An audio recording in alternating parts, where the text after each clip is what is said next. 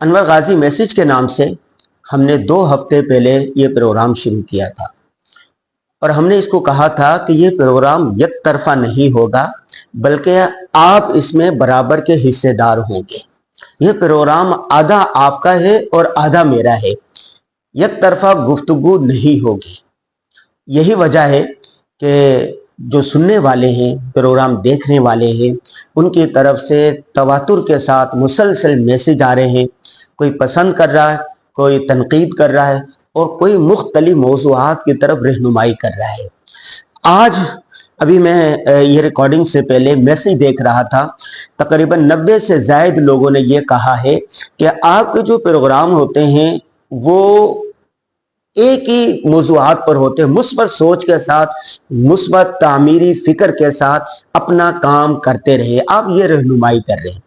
ہوتا یہ ہے کہ بہت سارے لوگ جو دین کے خلاف، وطن کے خلاف، قوم کے خلاف، مسلمانوں کے خلاف طعن و تشنیع کرتے ہیں، تنقید کرتے ہیں، اس کے خلاف بکواس کرتے ہیں، آپ ان کے خلاف کیوں نہیں باتیں کرتے، ان پر رد کیوں نہیں کرتے؟ ان کی اس بات میں وزن ہے۔ دیکھیں، بہت پہلے تھا پرنٹ میڈیا کا دور، اخبارات، اس میں جو کالم لکھے جاتے تھے یا جو خبریں ہوتی تھی وہ 2 قسم کی ہوتی تھی۔ یا خبر ہوتی تھی کہ اس میں کوئی خبریت دی جا رہی ہے، کالم لکھا جاتا تھا، اس میں کوئی پیغام دیا جاتا تھا۔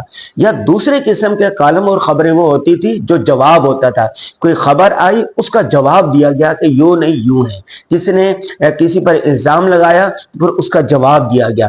کالم لکھا، حکومت پر تنقید کی گئی، حکومت کے کسی آدمی نے اگلے کالم میں اس کا جواب دیا، یعنی ایک موضوع پر گفتگو کی گئی، وہ خبر کی صورت میں ہو، فیچر کی صورت میں ہو، انٹرویو کی صورت میں ہو یا کالم کی صورت میں ہو، اگلے دن اس کا جواب آتا تھا۔ تمام اخبارات وہ جواب چھاپنے کے پابند ہوتے تھے۔ الیکٹرانک میڈیا کا دور آیا، اس میں بھی اسی طرح، اگر کسی ادارے کے خلاف کوئی خبر آ گئی ہے، کسی نے کوئی پروگرام کیا ہے، وہ جس ادارے کے خلاف یہ کیا گیا ہے اس کی طرف سے رد عمل آتا تھا، تو اگلے پروگرام میں اس کا پوائنٹ آف ویو لیا جاتا تھا۔ کیا آپ کا پوائنٹ آف ویو کیا یہ ہے، آپ کا نقطہ نظر کیا یہ ہے، اس کو دیا جاتا تھا۔ اس کو کہتے تھے جوابی۔ ٹھیک ہے، سوشل میڈیا کا دور آیا تو اس میں بھی اسی طرح ہے۔ بعض لوگ ہیں کہ صرف اپنی بات کرتے ہیں، اپنی بات کرتے ہیں، مثبت بات کرتے ہیں، کسی کا کوئی جواب نہیں دیتے۔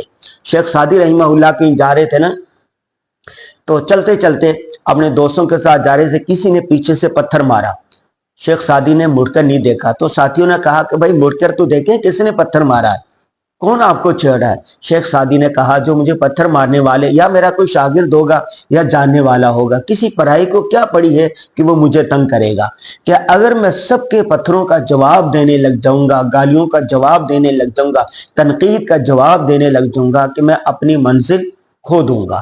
چنانچہ اسی نقطہ نظر کے تحت پرنٹ میڈیا میں، الیکٹرانک میڈیا میں، سوشل میڈیا میں بہت سارے لوگ کام کر رہے ہیں، اپنا کام کرتے جا رہے ہیں۔ مؤذن کا کام اذان دینا ہوتا ہے، کوئی نماز کی طرف آئے یا نہ آئے، تو مجھے ہے حکم اذان، تو میں بھی اسی نقطے کا پیروکار ہوں۔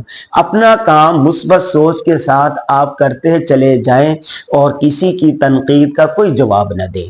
لیکن بہت سارے لوگوں نے یہ کہا ہے کہ جو دین اسلام پر تنقید کرنے والے، وطن کے خلاف زہر اگل رہے ہیں، اداروں کے خلاف، علماء کرام کے خلاف، تو آپ یہ جو نقطہ نظر پیش کریں، ان کا جواب بھی دیا کریں۔ ان کی بات پہ وزن ہے، میں مانتا ہوں ایسا ہونا چاہیے، لیکن ہر ایک کا اپنا ایک مزاج ہوتا ہے۔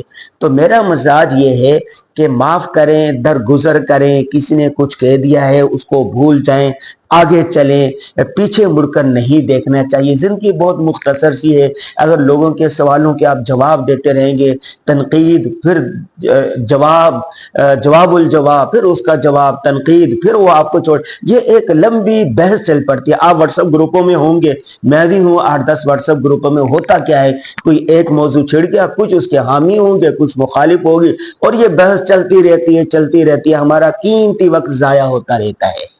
ٹھیک ہے، تو اس لیے میں اس نقطے کا پیروکار ہوں کہ اپنی بات سنجیدگی کے ساتھ، وقار کے ساتھ کوئی پیغام دے دینا چاہیے۔ کوئی آتا ہے، قبول کرتا ہے، فبیہا و نعمت، اچھی بات ہے، اگر کوئی قبول نہیں کرتا کوئی بات نہیں۔ میں اس کی مثال دیتا ہوں، جیسے آپ چمن میں جاتے ہیں، گلستان میں جاتے ہیں، بہت سارے پھول کھلیان نظر آتے ہیں، جو پھول آپ کو اچھا لگے اس کی خوشبو لے لیں، اس کو توڑ لیں، یہ آپ کے پسند کا ہے، لیکن کسی دوسرے پھول پر تھوکے مت، ٹھیک ہے؟ ہو سکتا ہے کسی اور کی وہ والا پھول پسند ہو، آپ کو گلاب پسند ہے، ٹھیک ہے، کسی کو گیندا پسند ہے، کسی کو کوئی اوکلی پسند ہے، کسی کو کیا پسند ہے، تو پسند مختلف، طبائع مختلف، طریقہ کار مختلف، لیکن ہم سب کا مقصد ایک ہے۔ مقصد کیا ہے؟ دین اسلام کی خدمت کرنا، ملک و قوم کی تعمیر و ترقی میں بڑھ چڑھ کر حصہ لینا، نوجوانوں کی تعلیم کے ساتھ اس کو اچھی تربیت فراہم کرنا۔